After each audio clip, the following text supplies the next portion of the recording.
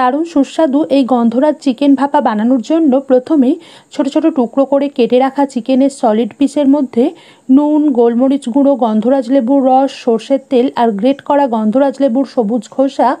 বা গন্ধরাজ লেবুর জেস্ট মিশিয়ে 10 মিনিট ঢেকে রাখবো। এবার অল্প সর্ষের তেল গরম করে পেঁয়াজ, থেঁতো করা রসুন ও আদা কুচি দিয়ে রঙটা সাদাটে রেখেই হালকা করে ভেজে নেব।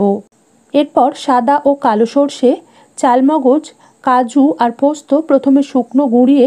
জল ঝরানো টক দই, অল্প চিনি, কাঁচা লঙ্কা, নুন ও সর্ষের তেল দিয়ে মিহি করে বেটে ভাজা পেঁয়াজ, আদা ও রসুন দিয়ে বেটে চিকেনে পুরো মিশ্রণটা ভালো করে মাখিয়ে 20 মিনিট ঢেকে রাখার পর একটা টিফিন বক্সে ঢেলে আরও একটু গন্ধরাজ লেবুর জেস্ট ও বাটার দিয়ে ঢাকনা বন্ধ করে মাঝারি আঁচে 25 থেকে 30 মিনিট স্টিম করে নিলেই আজকের রেসিপি ভাত, রাইস, পোলাও, রুটি, লুচি, পরোটা অথবা নানের সাথে পরিবেশনের জন্য তৈরি হয়ে যাবে। লেবুর খোসাটাকে গ্রেট করার সময় খেয়াল রাখতে হবে শুধুমাত্র সবুজ অংশটাই যেন গ্রেট হয়,